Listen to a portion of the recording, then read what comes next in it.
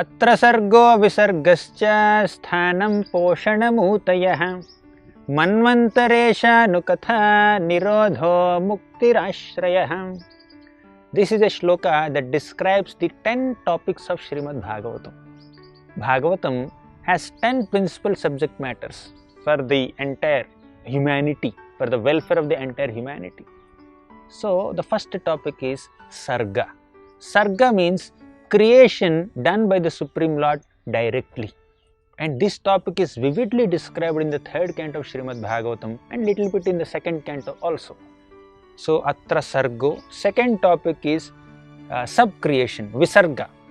Sarga is creation done by the Supreme Lord directly, and Visarga is also creation which is secondary creation of this cosmic manifestation, this material world, done by Lord Brahma.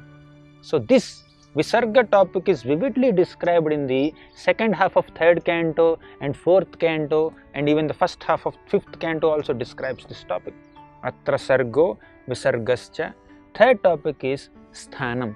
Sthanam means positioning of various living entities into this created world.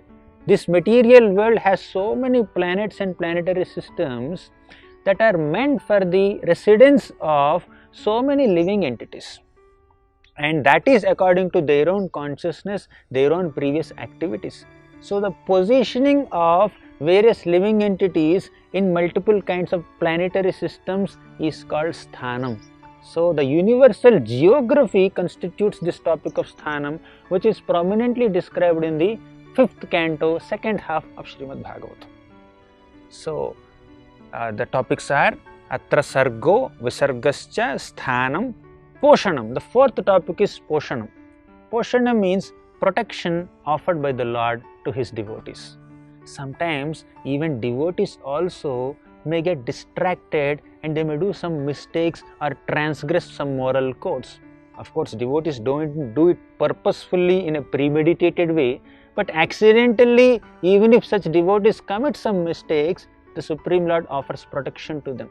So, that is the topic of Poshanam, which is very vividly described in the 6th canto of Srimad Bhagavatam. And the 5th topic is Uti. Uti means inclination or impetus to perform some activity. That inclination is of 2 types. First is auspicious inclination, second is inauspicious inclination. Auspicious inclination is because of our pious activities and pious mindset, and inauspicious inclination is because of our previous bad activities. So, what is the result of good activities, what is the result of bad activities, that is vividly described in Srimad Bhagavatam as a part of the Uti topic, and this Uti topic is vividly described in the 7th canto of Srimad Bhagavatam through the stories of Hiranyakashipu and Prahlad Maharaj, and also there are descriptions of Varnashrama in this 7th canto. And the 6th topic is called Manvantara. Manvantara means the reign of Manus. In one day of Brahma, there are 1000 Chaturyugas. Chaturyuga means combination of 4 yugas. Satya Yuga, Treta Yuga, Dwapara Yuga, Kali Yuga. These 4 yugas put together is called one Chaturyuga or one Divya Yuga. So, 1000 such Divya Yugas constitute one day of Brahma. And in one day of Brahma, we have 14 Manus. Manus means the rulers of mankind. They are progenitors of mankind. They oversee the welfare of the humanity. So, Manu is the original person who is directly coming from Brahma to orchestrate various activities of this Manvantara. The period in which one Manu rules is called Manvantara. Like that, there are 14 Manus in one day of Brahma. So, like that, one Manu would rule for about 71 to 72 Divya Yugas. So, the 14 Manus, the 6 past Manus and the one current present Manu and the next 7 Manus, all these 14 Manus are described in Srimad Bhagavatam 8th canto. So, Manvantara is the prominent topic in the 8th canto. And the next topic is Ishanukatha. Ishanukatha means the pastimes of the Supreme Lord, his incarnations and his devotees. Isha Anukatha. So these topics are described, of course, throughout the Bhagavatam and vividly in the 9th canto of Srimad Bhagavatam. And the next topic is Nirodha. Nirodha means destruction of this universe. The first topic of Bhagavatam is Sarga, that is creation of this universe, and next is, now current topic is Nirodha, annihilation of the universe. How is this material universe destroyed? Material universe is not permanent and eternal like the spiritual world.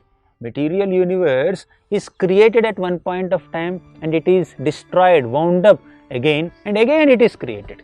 So the process of destruction or pralaya is the part of Nirodha, and which is vividly described in the 12th canto of Srimad Bhagavatam.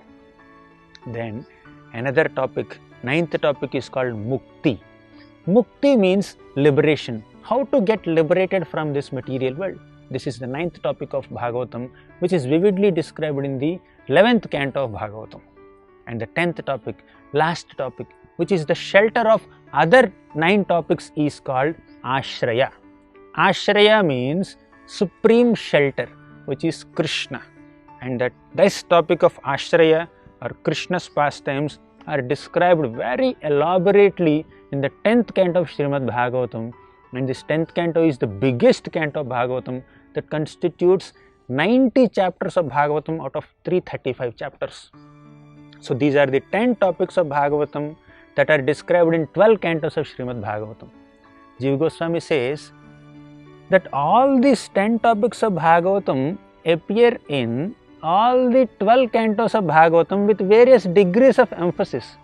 However, by careful study and analysis, we can see that some topics are described more vividly in some cantos than other cantos, as pointed out by Srila Prabhupada and Srila Vishwanath Chakravarti Thakur.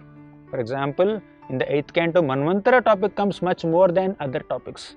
And in the 6th canto, Poshana comes much more prominently than the other topics. Like that, Bhagavatam is such a wonderful treatise, spiritual treatise, transcendental masterpiece by Vyasadeva that presents these 10 rich topics for the welfare of the entire humanity. And ultimately, all these 9 topics are spoken to bring the reader to the level of 10th topic. So the 10th topic is Ashraya, which is taking shelter of Krishna, which is the 10th canto of Bhagavatam, and that is the ultimate topic, and all the other topics or other cantos are meant to inspire us to take shelter of the descriptions in the 10th canto. So that is how Bhagavatam is the supreme spiritual literature. Hare Krishna. For more such devotional programs, please watch Hare Krishna television. To get this channel, please contact your cable or DTH operator. For more information, please call 8767 845 845.